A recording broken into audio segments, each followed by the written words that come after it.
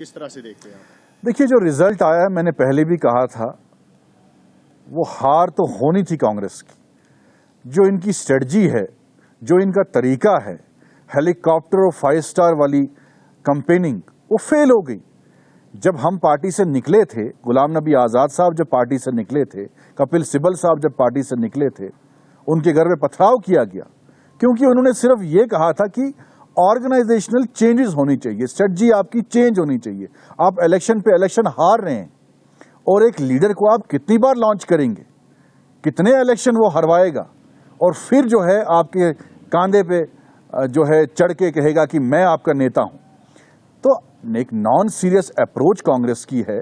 जिस तरीके से आपने जनरल सेक्रेटरी इंचार्ज उस व्यक्ति को बनाया जो शादी.com का मैनेजर था, कृष्णा आलूवारी, वो हमारे साथ काम करता था, और वो एक नॉन सीरियस आदमी है।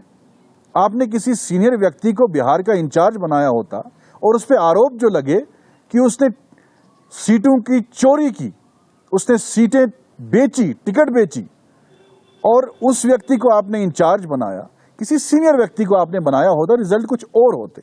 और जो राहुल गांधी की अप्रोच है, एक दिन आप कंपेनिंग के लिए आते हैं हेलीकॉप्टर में और कहते हैं वोट चोरी, वोट चोर, वोट चोर, वोट चोर, और दूसरे दिन भाग जाते हैं, या लंदन चले जाते हैं, या कोलंबिया चले जाते हैं, मलेशिया चले जाते हैं। किस लिए जाते हैं वो नहीं मालूम, और फिर आते हैं, फिर और कहते हैं कि वोट चोरी, वोट चोरी।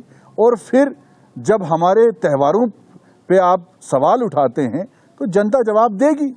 जनता चाहती है कि बेरोजगारी पे सवाल हो, जनता चाहती है कि जो इश्यूज हैं बाकी उन पे बात हो, चर्चा हो। As leader of the opposition आप फेल हो गए हैं, और मुझे लगता है कि अगर थोड़ी सी शर्म बची है राहुल गांधी जी को, उनको इस्तीफा देना चाहिए।